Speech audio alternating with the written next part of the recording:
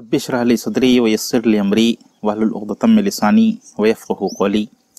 क़ाल अल्लाहु तआला फ़िल क़ुरआनिल मजीद वल फ़ुरक़ानिल हमीद रब्बना हब लना मिन अज़वाजिना व ज़ुर्रिय्यातिना क़ुर्रता अयुन सदक़ल्लाहुल अलियुल अज़ीम वल मौलल करीम।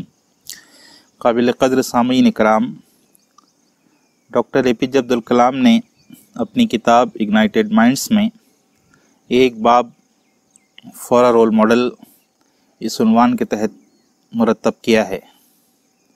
इस बाब में उन्होंने लिखा है कि up to the age of 15 the best role model I can think of can be your father, your mother and your teacher. हकीकत यही है कि टीनेज में यानी 15 साल की उम्र तक जो बनने संवरने की, निखरने की, नशोनुमा पाने की और सीखने की उम्र होती है, उस उम्र में अगर बच्चों का, तलबा का कोई हकीकी रोल मॉडल हो सकता है तो वो वालिदैन होते हैं, वो असातिज़ा होते हैं। वालिदैन और असातिज़ा को देखकर ही, उनकी रहनुमाई में, उनकी सरपरस्ती ही में तलबा और बच्चे बनते और संवरते हैं, निखरते हैं। चुनांचा अगर पेरेंट्स और टीचर्स अपनी ज़िम्मेदारियों को पूरी संजीदगी के साथ, हुस्न खूबी के साथ अंजाम दें तो यकीनन तलबा की और बच्चों की तामीर का, उनकी तरक्की का रास्ता बहुत तेज़ी के साथ, बहुत आसानी के साथ हमवार हो सकता है। आज इंशाअल्लाहुल अज़ीज़ वालिदैन के इस सिलसिले में रोल को बयान करने की कोशिश की जाएगी। मोहतरम सामीन, हम सब जानते हैं, ये बात मशहूर है कि माँ की गोद बच्चे का पहला मदरसा होती है। Parents are the first teachers of their children. बच्चों के हकीकी सबसे पहले और अव्वलीन असातिज़ा ख़ुद उनके माँ बाप होते हैं, बिलखुसूस माएँ होती हैं, और वालिद का भी अपना किरदार होता है, पूरे घर का किरदार होता है। माँ की ज़िम्मेदारी खुसूसी होती है, लेकिन माँ और बाप, वालिदैन और पूरा घर, ये सब एक इकाई की तरह, एक यूनिट की तरह काम करते हैं बच्चों की तैयारी और उनके इर्तिक़ा में। मोहतरम सामीन, इस दुनिया में वालिदैन ही वो रिश्ता है जो अपने बच्चों के सिलसिले में ये चाहता है कि हमारे बच्चे हमसे आगे जाएं। दुनिया में किसी और इंसान को, दूसरे इंसान को अपने से आगे बढ़ता हुआ देखकर खुशी तो होती है, लेकिन एक हद तक होती है। वालिदैन की खूबी ये होती है कि वो हमेशा दिल से ये चाहते हैं कि उनके बच्चे उनसे आगे बढ़ें। जिस मकाम और जिस मर्तबे को वालिदैन ने हासिल किया है, बच्चे उससे बियॉन्ड जाएं, उससे आगे जाएं, उससे ज़्यादा तरक्की करें। ये उनकी ज़िंदगी की बड़ी अहम ख्वाहिश होती है, बल्कि हम कह सकते हैं कि उनकी ज़िंदगी का ये मकसद होता है कि उनके बच्चे उनसे ज़्यादा तरक्की करें। ये ख्वाहिश बहुत फितरी ख्वाहिश है और ये बताती है कि वालिदैन अपने बच्चों के तईं कितनी बेलौस मोहब्बत करते हैं। कुरान मजीद ने जो मुख्तलिफ़ दुआएँ सिखाई हैं, उनमें से एक दुआ यह है कि रब्बना हब लना मिन अज़वाजिना व ज़ुर्रिय्यातिना क़ुर्रता आयुन। ऐ हमारे रब, हमको अपनी बीवियों से और अपनी औलाद से आँखों की ठंडक अता कर। अपनी औलाद से हमको आँखों की ठंडक अता कर। औलाद से आँखों की ठंडक उसी वक्त वालिदैन को मिलती है जब बच्चे इस दुनिया में तरक्की करते हैं, जब कामयाबियाँ और कामरानियाँ हासिल करते हैं, जब अपने अखलाक से, अपने किरदार से, अपने परफॉर्मेंस से, अपनी कारकर्दगी से, अपनी सलाहियतों और काबिलियतों से समाज में अपना लोहा मनवाते हैं, समाज के लिए नफ़ा बख्श बनते हैं, समाज की आँखों का नूर बनते हैं, उनकी तरक्कियाँ करते हैं, समाज को कंट्रीब्यूट करते हैं, नफ़ा बख्श होते हैं, तो उनके इस पूरे परफॉर्मेंस से वालिदैन की आँखों को ठंडक मिलती है। कुरान मजीद ने ये दुआ सिखाई है कि हर वालिदैन अपने बच्चों के तईं ये दुआ करे कि उनको आँखों की ठंडक अता हो। ये सिर्फ दुआ नहीं है, बल्कि इस दुआ का तकाज़ा ये है कि बच्चों की तरक्की के लिए वालिदैन संजीदा कोशिश करें। मोहतरम सामीन, जहाँ ये तमन्ना है, जहाँ ये ख्वाहिश है, वहीं तल्ख़ हकीकत ये है कि हमारे माशरे में, बिलखुसूस मुस्लिम माशरे में, वालिदैन अपने बच्चों के तईं जो संजीदा तवज्जो होनी चाहिए, उसमें बहुत कोताही होती है। میں آپ کو یہ تلخ حقیقت بتاؤں کہ اس وقت جو اسٹیٹسٹکس ہیں اس کے مطابق والدین اپنی بچوں کی تربیت میں مسلم معاشرے میں سب سے پسماندہ نظر آتے ہیں۔ انٹر جنریشنل موبلٹی یہ ایک لفظ ہے، ایک اصطلاح ہے۔ اس اصطلاح کا مطلب یہ ہے کہ ایک جنریشن کے بعد اس کی دوسری جنریشن سماجی اور تعلیمی سطح پر کتنی ترقی کرتی ہے، جتنی ترقی کرتی ہے اس کو انٹر جنریشنل موبلٹی کہا جاتا ہے۔ والد نے جو پیشہ اختیار کیا تھا، جو معاشی سطح تھی، جو سماجی سطح تھی، اس کے مقابلے میں اس کے بیٹے میں، اس کی اگلی نسل میں کیا کچھ تبدیلی واقع ہوئی ہے، اس کو انٹر جنریشنل موبلٹی سے ناپا جاتا ہے۔ آپ کو یہ تلخ حقیقت معلوم ہونا چاہیے کہ اس وقت مسلمانوں کا انٹر جنریشنل موبلٹی سب سے زیادہ مایوس کن ہے۔ ہندوستان کی دیگر اقوام کے مقابلے میں مسلمانوں کا انٹر جنریشنل موبلٹی سب سے زیادہ مایوس کن ہے۔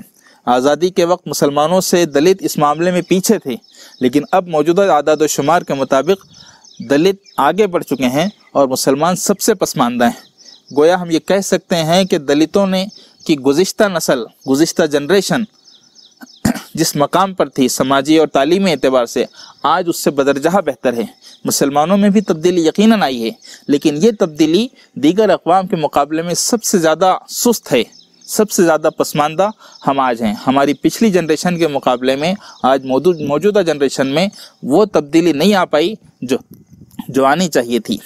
یہ اس وجہ سے ہوا ہے کہ والدین نے اپنے بچوں کے تئیں جو سنجیدہ توجہ ہونی چاہیے تھی، جو کوشش ہونی چاہیے تھی ان کے ارتقاء کے لیے، ان کی ترقی کے لیے، وہ معیار مطلوب تک انجام نہیں دی۔ محترم سامعین کرام، ہم اپنے بچوں کو اچھے اسکولوں میں داخلہ کرواتے ہیں، یقیناً اسکولوں کی بنیادی اور اہم ترین ذمہ داری ہے، لیکن تعلیم ایک ٹرائنگل ہے، ایک ایسا ٹرائنگل جس میں ایک ذمہ داری اسکول کی ہوتی ہے، دوسرے خود طالب علم کی ہوتی ہے، اور تیسری ذمہ داری خود والدین کی ہوتی ہے۔ ہم اپنے بچوں کو بہتر سے بہتر اسکولوں میں داخلہ کروا دیں، ان کی ذمہ داری یقیناً رہے گی، بلا شبہ رہے گی، لیکن والدین کبھی اپنی ذمہ داریوں سے دستبردار نہیں ہو سکتے ہیں۔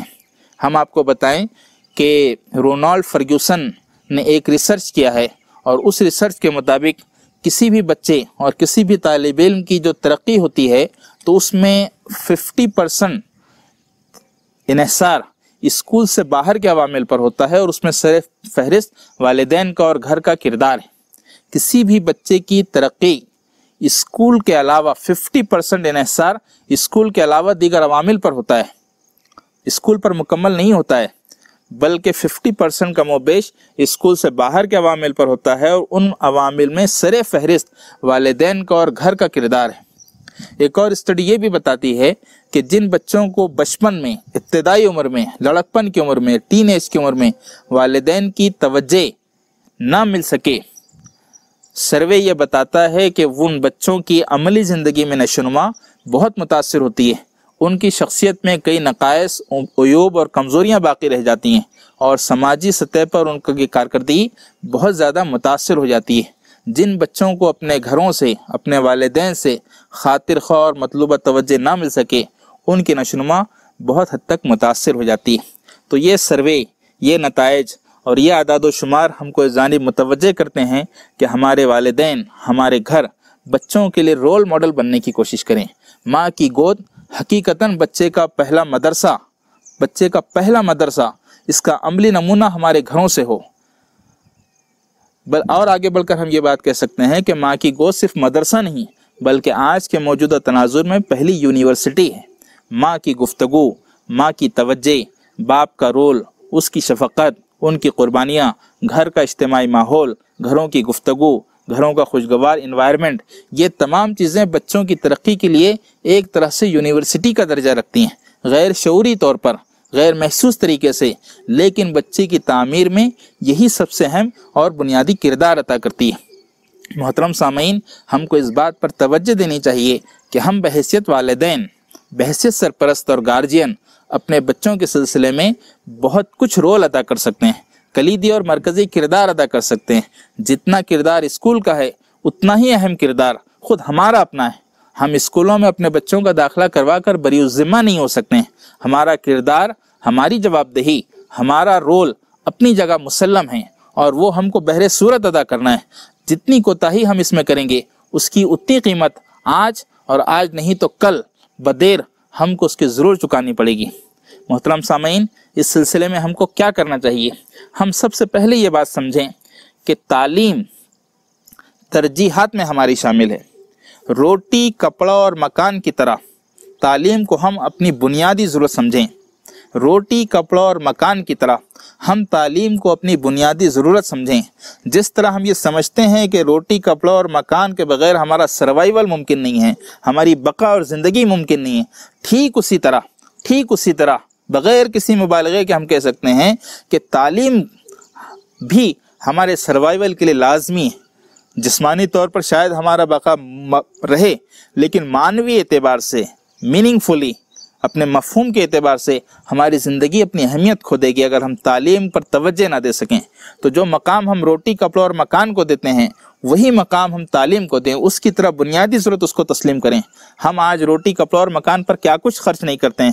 ہم نے سچ بات تو یہ ہے کہ ہم نے آج تعلیم، روٹی، کپڑا اور مکان کو ضرورت سے پرے تعیش کا درجہ دے دیا ہے۔ اب نیسیسٹی سے زیادہ لگژریز ہماری روٹی، کپڑا اور مکان بن گئی ہیں۔ ہم کھانے پر کیا کچھ خرچ کرتے ہیں، ہم گھر بنانے پر کیا کچھ خرچ کرتے ہیں۔ ہمارے گھر کی بجائے، مکان کی بجائے ولا اور بنگلہ بن جاتے ہیں۔ انٹیریئر ڈیکوریشن میں ہم کیا کچھ خرچ کرتے ہیں، اچھا کھانے اور اچھا پہننے پر، انواع و اقسام کے غذاؤں پر، رنگ برنگے لباسوں پر، بے شمار لباسوں پر ہم کیا کچھ خرچ کرتے ہیں، بے پناہ خرچ کرتے ہیں۔ ہم ذرا اس کا جائزہ لیں۔ ہم یہ نہیں کہہ رہے ہیں کہ ہم اچھا نہ کھائیں، ہم اچھا نہ پہنیں، ہم اچھے نہ رہیں، ضرور رہیں، ہماری زندگی خوشحال ہونی چاہیے، لیکن ہم اس بات کا جائزہ لیں کہ ہمارے بجٹ کا جتنا حصہ ہم اچھا کھانے، اچھا پہننے اور اچھا رہنے پر خرچ کرتے ہیں، کیا اسی تناسب میں ہم اپنے بچوں کی تعلیم پر بھی خرچ کرتے ہیں؟ اگر خرچ کرتے ہیں تو ہم قابل مبارکباد ہیں کہ ہم نے تعلیم کو واقعتاً روٹی، کپڑا اور مکان کی طرح بنیادی ضرورت تسلیم کیا ہے اور اپنی ترجیحات میں اس کو شامل کیا ہے۔ تو پہلی گزارش میری تمام والدین سے یہی ہے کہ روٹی، کپڑا اور مکان کی طرح تعلیم کو وہ بنیادی ضرورت سمجھیں، ترجیح اول سمجھیں، اس کو اٹموسٹ پرائرٹی دیں۔ دوسری بات، ہم اپنے بچوں کو ان کی تعلیم کے سلسلے میں، ان کے کیریئر کے سلسلے میں اونچے خواب دکھائیں۔ آج ہمارے سماج کا ایک بڑا المیہ یہ ہے کہ ہماری خواہشات اور ہمارے خواب بہت چھوٹے ہو گئے ہیں۔ میں نے ابھی کچھ دیر قبل انٹر جنریشنل موبلٹی کے سروے کو آپ کے سامنے پیش کیا کہ مسلمان 40-50 سال قبل جہاں تھے ان کی اگلی نسل میں کوئی بڑی تبدیلی نہیں آئی ہے۔ اس کی بنیادی وجہ یہ ہے کہ ہماری گزشتہ نسل نے اپنے نئی نسل کو اونچے خواب نہیں دکھائے ہیں، ان کے اندر اونچی خواہشات، بلند خواہشات اور بلند مقاصد پیدا نہیں کیے ہیں۔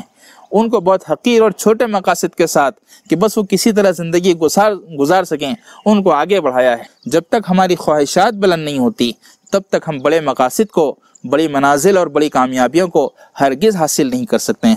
ہمارے والدین اپنے بچوں کو یہ خواب دکھائیں کہ بیٹے تم کو اپنی کلاس میں اول آنا ہے، بیٹی تم کو اپنے کالج اور اپنی یونیورسٹی میں ٹاپ کرنا ہے، تم کو گولڈ میڈلسٹ بننا ہے، تم کو فلاں امتحان میں جو ریاست بھر پر منعقد ہوگا اس میں اپنا نمایاں مقام پیدا کرنا ہے، تم کو بہترین کیریئر بنانا ہے، تم کو فری سیٹ میں ایڈمیشن ملنے چاہیے، تم کو اس کے بعد جب تم عملی زندگی میں قدم رکھو تو تم یہ ویژن رکھو، تمہارا یہ خواب ہونا چاہیے کہ تم اپنے شہر کے معروف سرجن میں تمہارا شمار ہو۔ بیٹی ہم تم کو یہ خواب دکھاتے ہیں کہ تم ایک ایسی وکیل اور ایک ایسی قانون داں بنو کہ جس کا شمار ریاست کے مشہور وکلا میں، مشہور لائرز میں ہو۔ بیٹے میں تم کو خواب دکھاتا ہوں کہ تم ہندوستان کے بہترین میڈیا پرسنز میں، بہترین تجزیہ نگاروں میں، بہترین سوشل ایکٹیوسٹ میں تمہارا شمار ہو۔ یہ اونچے اونچے خواب ہم اپنے بچوں کو دکھائیں۔ ہم میں سے کتنے بچوں نے ہم میں سے کتنے پیرنٹس نے اپنے بچوں کو یہ خواب دکھایا ہے کہ بیٹے تم کو بھارت رتن ایوارڈ حاصل کرنا ہے، بھارت کا سب سے بڑا ایوارڈ سماجی خدمت کے لیے، مجموعی خدمت کے لیے، مجموعی کارکردگی کے لیے میرے بیٹے تم کو حاصل کرنا ہے، دنیا کا سب سے باوقار ایوارڈ نوبل پرائز میرے بیٹے تم کو حاصل کرنا ہے۔ یہ بلند خواب اپنے بچوں اور اپنی بچیوں کو بلندیوں پر لے جانے والے یہ اونچے خواب ہم میں سے اپنے بچوں کو کتنے لوگ دکھاتے ہیں؟ میں نہیں کہہ رہا ہوں کہ ہم کوئی خیالی پلاؤ بنائیں، حقیقت کی دنیا میں جئیں، لیکن حقیقت کی دنیا میں اپنے بچوں کو کمزور نہ سمجھیں۔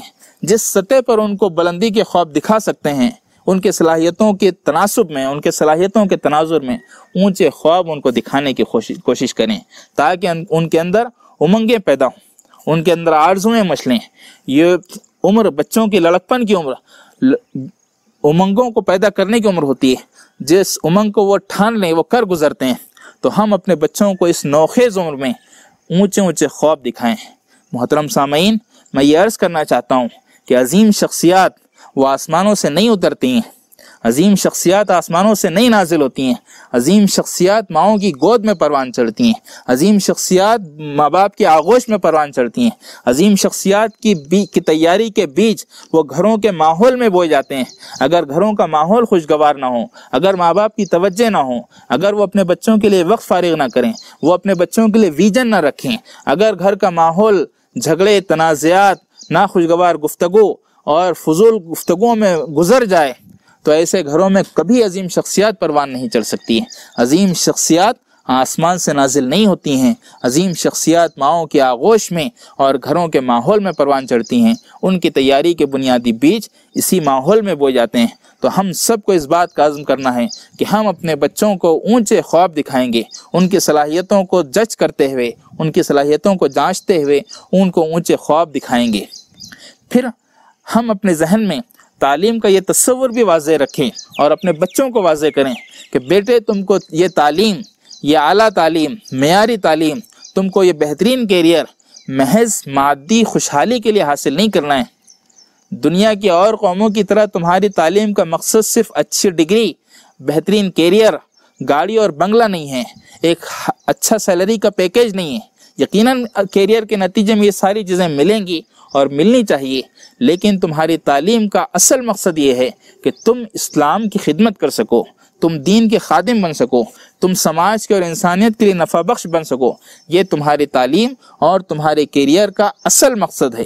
تمہارے کندھوں پر صرف اس کیریئر کے حوالے سے اپنے گھر کا بوجھ نہیں ہے، اپنے ماں باپ کا بوجھ نہیں ہے، بلکہ تمہارے نازک کندھوں پر پورے معاشرے کی ذمہ داری ہے، پوری ملت کو تم کو سنبھالنا ہے۔ یہ ملت جو کمزور ہے، دبی کچلی ہے، پسماندہ ہے، اس ملت کو سنبھالنے کی ذمہ داری تمہارے کندھوں پر ہے۔ اپنی تعلیم اور اپنے کیریئر کے ذریعے سے یہ فریضہ تم کو انجام دینا ہے۔ تعلیم کا یہ مطمع نظر، یہ مقصد بہت صاف، بہت کلیئر ہم اپنے بچوں کو دیں کہ مادی خوشحالی بھی یقیناً حاصل ہو، لیکن مادی خوشحالی تعلیم کے ذریعے سے، کیریئر کے ذریعے سے یہ آخری منزل نہیں ہے۔ آخری منزل یہ ہے کہ ہم ملت اسلامیہ کے خادم بنیں، ہم سماج اور انسانیت کے لیے نفع بخش بنیں۔ یہ بات ہم اپنے بچوں کو بہت واضح انداز میں کلیئر کریں۔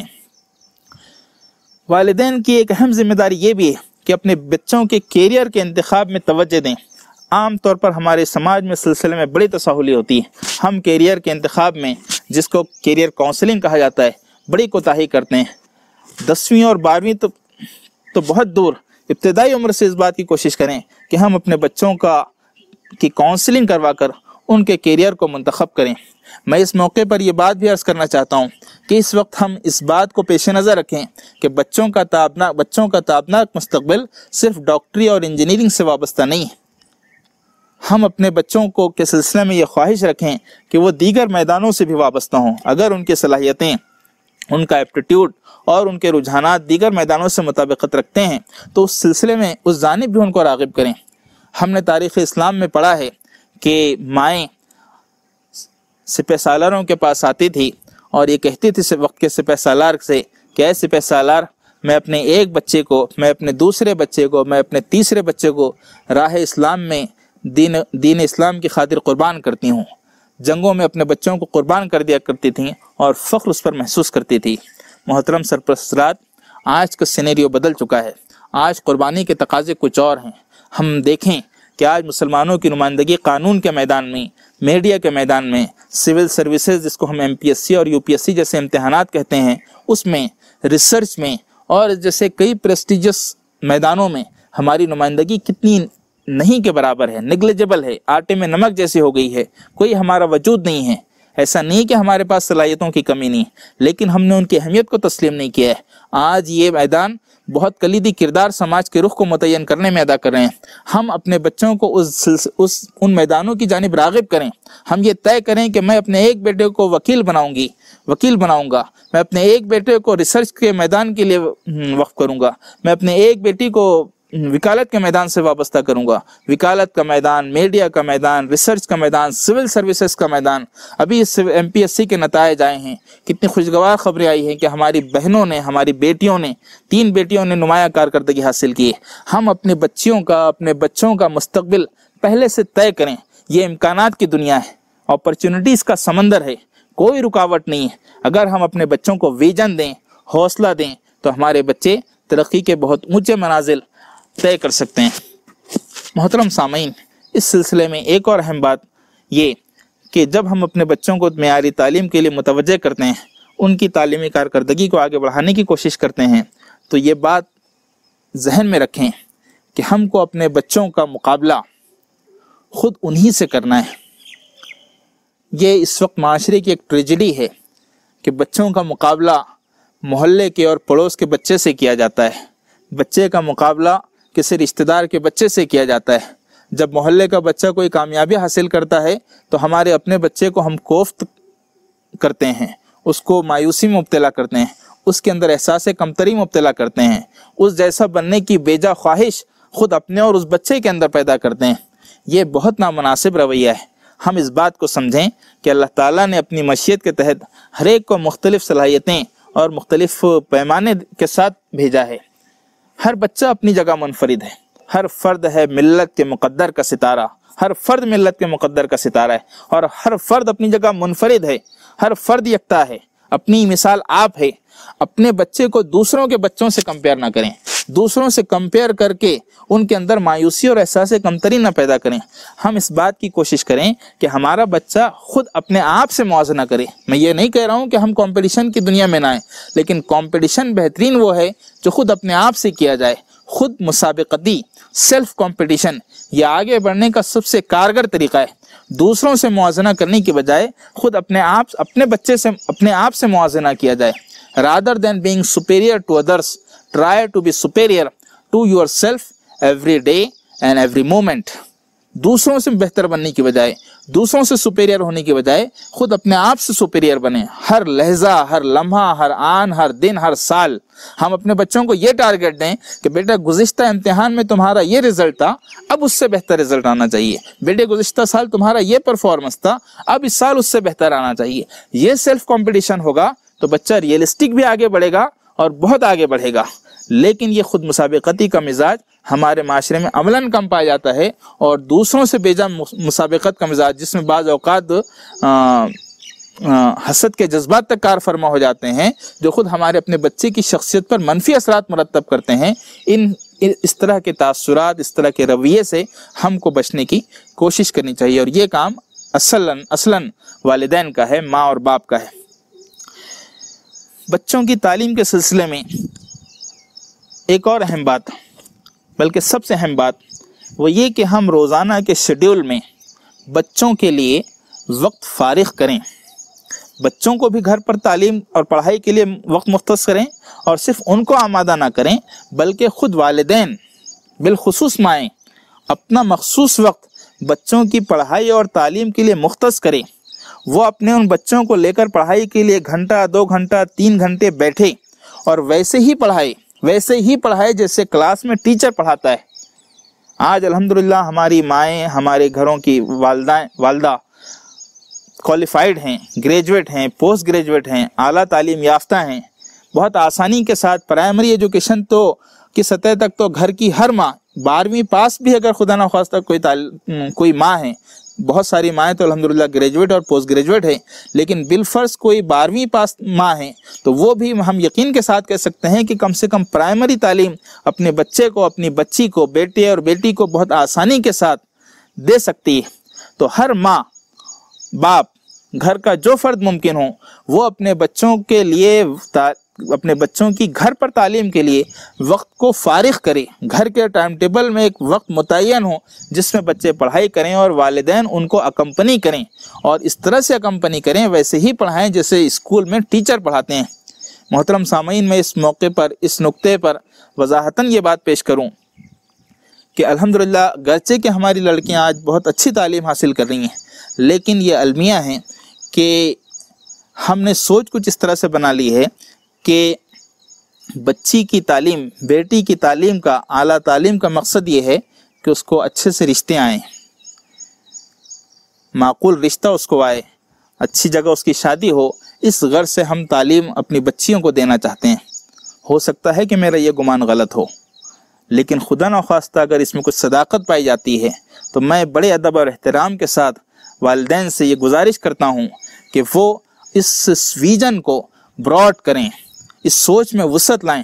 بے شک بچیوں کی اچھی جگہ شادی ہونی چاہیے، بہترین رشتے آنے چاہیے، لیکن تعلیم کا مقصد، اعلیٰ تعلیم کا مقصد محض اتنا نہیں ہے۔ اگر ممکن ہو تو ہماری لڑکیاں ڈاکٹر، انجینئر بنیں، ٹیچر بنیں، اور مختلف کیریئر کے مواقع ان کو ملتے ہیں وہاں جائیں۔ اسلام نے اس سلسلے میں کوئی روک نہیں رکھی ہے۔ اپنی عزت اور عصمت کی حفاظت کرتے ہوئے، اخلاقی حدود کا احترام کرتے ہوئے وہ سماج میں اپنی خدمات انجام دے سکتی ہیں، ضرور دیں۔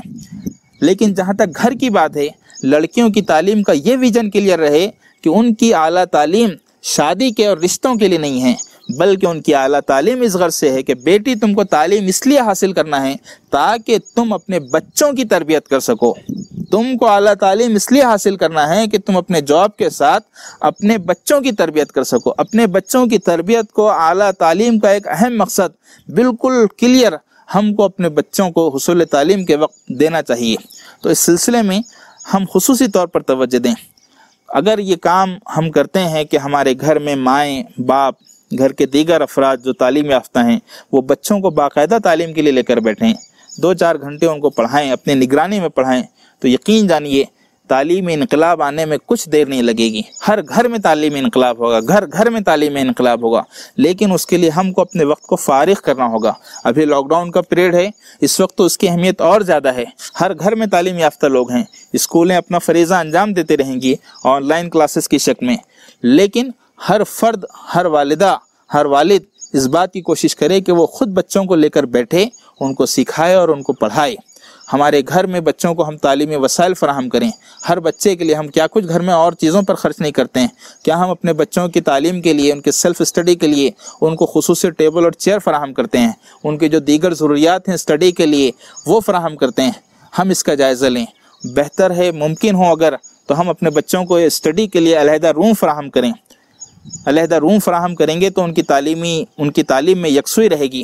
اگر یہ ممکن نہیں ہے گھر کے چھوٹا ہونے کی وجہ سے، تو جس وقت بچے پڑھائی کر رہے ہوتے ہیں ہمارے گھر کا اجتماعی ماحول ایسا ہو کہ بچے سکون اور یکسوئی کے ساتھ پڑھائی کر سکیں، کسی قسم کا ڈسٹربنس نہ ہو۔ بچے ایک جانب پڑھائی کریں اور دوسری جانب مائیں سیریلز دیکھتے رہیں، ٹی وی چلتی رہے، گفتگویں چلتے رہیں، ایون جھگڑے چلتے رہیں خدا نخواستہ، تو بچے کیسے تعلیم حاصل کریں گے؟ تو گھروں میں پوری یکسوئی ہو۔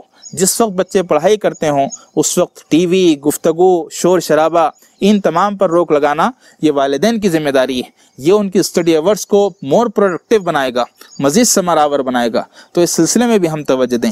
ہم اس بات کی کوشش کریں کہ ہمارے بچے جب اچھی کارکردگی لاتے ہیں تو ان کی ہمت افزائی کریں۔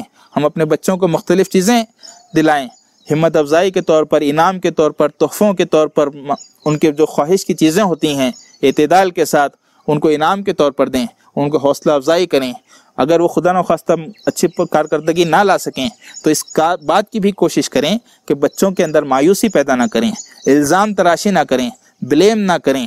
وہ وقت ان کے حوصلہ افزائی کا ہوتا ہے، ان کو راستہ دکھانے کا اور رہنمائی کا ہوتا ہے۔ ہم ایسے موقعوں پر ان کے اندر مایوسی اور ہمت شکنی نہ کریں۔ یہ بھی ہمارے معاشرے کا ایک المیہ ہے کہ جب کبھی بچوں سے گفتگو کی جاتی ہے ان کی ناکامی پر یا ان کی کسی غلطی پر، تو عموماً والدین کا انداز گفتگو بہت زیادہ حوصلہ شکن ہوتا ہے، چیپ ورڈز استعمال کرتے ہیں۔ بہت ہی چیپ ورڈز کا استعمال ہمارے معاشرے میں، ہمارے گھروں میں عام ہیں۔ گدھے جیسے الفاظ ہم بہت ہی آسانی کے ساتھ بولتے ہیں۔ اس قبیل کے نہ جانے کتنے الفاظ ہمارے گھروں میں ایسے بولے جاتے ہیں جس کی اس کی کوئی حیثیت ہی نہیں۔ ہم نہیں جانتے کہ ہمارے بچوں پر اس کے کیا نفسیاتی اثرات مرتب ہوتے ہیں۔ تو ان چیپ ورڈز کے استعمال سے ہمارے والدین کو بچنا ہے۔ حوصلہ افزائی والے جملے، ہمت بندھانے والے جملے، راستہ دکھانے والے جملے، کچھ کر گزرنے کا جذبہ پیدا کرنے والے جملے ہمارے والدین کی جانب سے بولے جائیں۔ تو اس بات کی ہم خصوصی کوشش کریں۔ ایک اور اہم چیز گھروں کے ماحول میں وہ ہے موبائل کا استعمال۔ محترم سامعین، اکبر الہ آبادی نے عرصہ پہلے فرعون کی طرف اشارہ کرتے ہوئے ایک شعر کہا تھا کہ یوں قتل سے بچوں کے وہ بدنام نہ ہوتا، افسوس کے فرعون کو کالج کی نہ سوجی۔ یوں قتل سے بچوں کے وہ بدنام نہ ہوتا، افسوس کے فرعون کو کالج کی نہ سوجی۔ انہوں نے اپنے زمانے میں جب دیکھا کہ کالجز اور اسکولز طلبہ کی بچوں کی تباہی اور بربادی کا سامان بنے ہوئے ہیں، تو بڑے درد کے ساتھ انہوں نے تنزیہ کہا تھا کہ یہ کالجز اگر موسیٰ علیہ السلام اور فرعون کے زمانے میں پیدا آ جاتے تو فرعون کو بچوں کو زندہ قتل کرنے کی ضرورت نہیں تھی، وہ ان کو زندہ قتل کرنے کی بجائے کالجز کھول دیتا، بچے زندہ موت وہاں مر جاتے، زندہ موت مر جاتے۔ تو اس تلخ حقیقت کی طرف بڑے لطیف طنز کے ساتھ اکبر نے اشارہ کیا تھا۔ اکبر اگر آج پیدا ہوتے، اس دور میں پیدا ہوتے، تو اپنے شعر کو شاید یوں کہتے کہ یوں قتل سے بچوں کے وہ بدنام نہ ہوتا، افسوس کے فرعون کو موبائل کی نہ سوجی، افسوس کے فرعون کو موبائل کی نہ سوجی۔ حقیقتاً اور واقعتاً آج موبائل بچوں کی بربادی کا سامان بنے ہوئے ہیں، ان کو اسپوائل کر رہے ہیں، ہر اعتبار سے اسپوائل کر رہے ہیں۔ میں والدین سے درد کے ساتھ یہ گزارش کرنا چاہتا ہوں کہ 12ویں جماعت تک کم از کم اپنے بچوں کو ذاتی موبائل ہرگز نہ دلائیں، ہرگز نہ دلائیں۔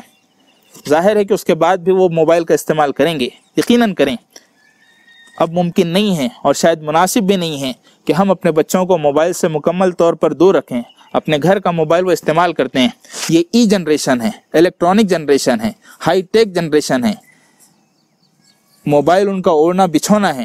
دودھ کی نپل جب بچہ پکڑتا ہے، دودھ کی بوتل کے ساتھ وہ موبائل ہاتھ میں لیتا ہے، اور جتنا آشنا وہ دودھ کی بوتل سے ہوتا ہے اتنا ہی بلکہ شاید اس سے زیادہ آشنا موبائل سے اور موبائل کے فیچر سے ہوتا ہے۔ تو اب یہ ممکن نہیں ہے، مناسب بھی نہیں ہے کہ ہم اپنے بچوں کو موبائل سے آزاد رکھیں، لیکن ہم اپنے بچوں کو موبائل کے استعمال کو مانیٹر کریں، ہم اپنے بچوں کے موبائل کے استعمال کو سپروائز کریں، ان کے موبائل کے استعمال کو گائیڈ کریں، ہم ان کے موبائل کے استعمال کو ایجوکیشن فرینڈلی بنائیں، ایجوکیشن فرینڈلی بنائیں۔ ایسے بے شمار یوٹیوب پر ویڈیوز ہیں، لیکچرز ہیں، چھوٹے چھوٹے کھیل کے مقابلے ہیں، کھیلتے کودتے بچوں کو ایسی کئی چیزیں یوٹیوب پر اور ویڈیوز میں مل سکتی ہے، اینیمیشنز میں مل سکتی ہے، کارٹونز میں مل سکتی ہے، اور مختلف شکلوں میں مل سکتی ہے موبائل پر، جس کے ذریعے سے ان کے اخلاق اور کردار بھی محفوظ رہیں، معلومات میں بھی اضافہ ہو، صلاحیتیں بھی نکھرتی چلے جائیں اور تعلیم بھی بہتر ہو۔ تو ہم کو اپنے بچوں کے موبائل کے استعمال کو ایجوکیشن فرینڈلی اور ایتھکس فرینڈلی بنانا ہے۔ صرف اس بات کو اگر ہم مانیٹر کریں، اس کے رخ کو متعین کر دیں، تو ہم کو موبائل سے نقصان ہونے کی بجائے اور زیادہ بہتر فوائد حاصل ہو سکتے ہیں۔ تو اس سلسلے میں بھی ہم کو خصوصی توجہ دینی ہے کہ ہم بچوں کے موبائل کے استعمال کو بہت باریکی کے ساتھ مائنیوٹ کریں، مائنیوٹ آبزرور بنیں۔ بچوں کے سلسلے میں ہم کو مائنیوٹ آبزرور بننا ہے، ان کی ایک ایک حرکت پر نظر رکھنا ہے، وہ کہاں جاتے ہیں، کہاں بیٹھتے ہیں، کیا دیکھتے ہیں، کون سی چیزوں کو وزٹ کرتے ہیں، ان تمام کا علم ہم کو اپنے بچوں کے سلسلے میں، ان کی تربیت بھی کریں، اتنی تربیت کریں کہ اگر تنہائی میں بھی ہوں تو بھی غلط استعمال نہ کریں، لیکن اس کو مانیٹر کرتے رہیں، اس کو آبزرویشن ہم کرتے رہیں۔ یہ آج حقائق کی دنیا میں اس کی بہت زیادہ ضرورت ہے۔ محترم سامعین، بچوں کی تعلیم کے سلسلے میں والدین سے ایک اور مطلوب چیز یہ ہے کہ وہ اساتذہ سے خوشگوار رشتہ بنائیں، اساتذہ سے رشتہ اور ربط پیدا کریں۔ خوشگوار تو اس کے بعد کا مرحلہ ہے، کم از کم ربط اور رشتہ بنائیں۔ ہم آپ کو بتائیں کہ کئی والدین ایسے ہیں جن کو یہ تک پتہ نہیں ہوتا ہے کہ ان کا بچہ کون سی کلاس میں پڑھتا ہے۔ کئی والدین ایسے ہیں، بہت افسوس کی بات ہے کہ بعض اوقات والدین کو یہ تک پتہ نہیں ہوتا کہ ان کا بچہ کون سی کلاس میں پڑھتا ہے۔ اگر اتنی لا علمی ہوگی، اپنے بچوں کی تعلیمی کارکردگی سے اتنی عدم واقفیت ہوگی، تو کیسے ہم اپنے بچوں کے تعلیمی مستقبل کو بہتر بنا سکیں گے؟ کیسے وہ ہماری آنکھوں کی ٹھنڈک اور ہمارے دل کا قرار بن سکیں گے؟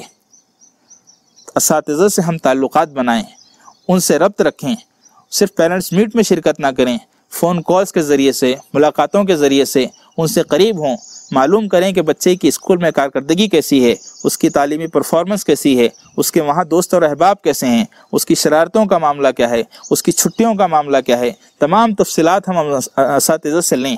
یہ بہت تلخ حقیقت ہے کہ آج ایک جانب ایک تعداد تو ایسی ہے جو اساتذہ اور اسکول سے دوری اختیار کیے ہوئے، اور دوسری جانب کچھ اساتذہ ایسے ہیں، کچھ پیرنٹس ایسے ہیں جنہوں نے اساتذہ کو اپنا حریف سمجھ لیا ہے۔ معذرت کے ساتھ یہ بات کہوں گا کہ بعض اوقات رائٹ ٹو ایجوکیشن اور جیسے قوانین کے نتیجے میں بعض اوقات یہ کیفیت ہم کو دیکھنے کو ملتی ہے، بہت تلخ اور دردناک کیفیت دیکھنے کو ملتی ہے کہ پیرنٹس نے ٹیچرز کو اپنا فریق اور اپنا حریف سمجھ لیا ہے۔ مثال کے طور پر سزا کا معاملہ ہے، مجھے یہاں اس بات سے بحث نہیں کرنی ہے کہ سزا دی جانی چاہیے یا نہیں دی جانی چاہیے، اور دی جانی چاہیے تو کیسی دی جانی چاہیے، لیکن سزا کے سلسلے میں ہم 20 سال پہلے کا جائزہ لیں۔ ہم خود جس وقت طالب علم تھے اس وقت ہمارے والدین کا رویہ کیا ہوا کرتا تھا۔ ان کو کبھی اساتذہ سے شکایت نہیں ہوتی تھی کہ وہ ہمارے بچوں کو کتنی سزا دیتے ہیں اور کیسی سزا دیتے ہیں، بلکہ وہ انکریج کیا کرتے تھے جب اساتذہ اس طرح کا رویہ اختیار کرتے تھے۔ آج المیہ یہ ہے کہ اساتذہ بچوں کی آنکھوں میں آنکھیں ڈال کر بات کرنے کی جرت نہیں کر سکتے ہیں۔ کس کی وجہ سے؟ پیرنٹس نے کوآپریٹ نہیں کیا ہے، قانون اپنی جگہ، لیکن پیرنٹس نے اساتذہ کو حریف سمجھ لیا ہے۔ محترم سامعین، میں بڑے درد کے ساتھ بلکہ قسم کھا کر یہ بات کہتا ہوں کہ اگر اپنے بچوں کے سلسلے میں ہم اساتذہ کے تئیں یہ رویہ اختیار کرتے ہیں تو ہم اپنے بچوں کے مستقبل کو برباد کر کے رکھ دیں گے، ہم اپنے بچوں کو تباہ و تاراج کر کے رکھ دیں گے، ہم ان کے مستقبل کو خراب کر کے رکھ دیں گے، ہم اپنے بچوں کی ترقیوں اور تعمیر کے راستوں کو بند کر دیں گے۔ ہم کو اساتذہ کے رفیق بننا ہے، فریق نہیں بننا ہے بلکہ رفیق بننا ہے، پارٹنر بننا ہے۔ اساتذہ اور پیرنٹس دونوں مل کر بچوں کی تعلیم کا راستہ ہموار کر سکتے ہیں۔ تو اس سلسلے میں بہت سنجیدگی کے ساتھ ہم کو توجہ دینی چاہیے کہ ہم اساتذہ کے ساتھ روابط بنائیں، مستقل ملاقاتیں کریں، خوشگوار روابط بنائیں، ان کو اپنا رفیق اور اپنا پارٹنر سمجھیں۔ اساتذہ کی بھی ذمہ داری یہ ہے کہ پیرنٹس کے سلسلے میں خوشگوار تعلقات بنائیں۔ یہ دو طرفہ عمل ہے۔ میں دونوں سے کہوں گا کہ دونوں ایک دوسرے سے اپنی اپنی ذمہ داریوں کو سمجھتے ہوئے اپنا اپنا رول اس طرح سے انجام دیں کہ دونوں مل کر ایک دوسرے کے رفیق اور پارٹنر بنیں، نہ کہ فریق بنیں، اپوننٹ بنیں۔ تو یہ اساتذہ کے سلسلے میں بڑی اہم ضرورت ہے۔ محترم سامعین، ایک اور اہم بات یہ کہ ہم جہاں بچوں کی تعلیم پر توجہ دیں، بیٹوں اور بیٹیوں میں کسی قسم کا امتیاز نہ کریں، کسی قسم کی تفریق نہ کریں۔ یہ امتیاز اور تفریق الحمدللہ اب اس معنوں میں تو نہیں رہی ہے کہ ہم اپنی بیٹیوں کو تعلیم کے میدان میں پیچھے رکھ رہے ہیں۔ الحمدللہ اب ہماری بیٹیاں آگے بڑھ رہی ہیں، بلکہ المیہ یہ ہے، میں بات کو ریورس کر کے یہ کہوں گا کہ اب اس بات کی ضرورت ہے کہ ہم اپنے بیٹوں کی تعلیم پر زیادہ توجہ دیں۔ گزشتہ 20 سال پہلے ہم نے ترقی نسواں، تعلیم نسواں اور ویمن ایجوکیشن کی مہم چلائی، بھرپور اس کے نعرے لگائے، بیداری کی تحریک چلائی، اور الحمدللہ آج خواتین میں، لڑکیوں میں، طالبات میں تعلیم نہ صرف عام ہے بلکہ معیاری تعلیم عام ہے۔ آپ کسی بھی اگزام کے نتائج نکال کر دیکھیں، اخبارات کھول کر دیکھیں، 10ویں جماعت، 12ویں جماعت، graduation, post graduation, competitive exams, ہر ایگزام میں 10 میں سے 8 جگہ ہم کو طالبات چھائی ہوئی نظر آئیں گی۔ یہ بہت خوشائن چیز ہے، ہم اس پر مبارکباد پیش کرتے ہیں، اپنی بیٹیوں اور اپنی بہنوں سے توقع کرتے ہیں کہ وہ کامیابی کے اسی طرح سے مراحل طے کرتی ہوئی آگے بڑھیں گی۔ لیکن یہ چیز ہم کو اس جانب بھی متوجہ کرتی ہے کہ ہم اپنے بیٹوں کی تعلیم کے سلسلے میں توجہ ہوں۔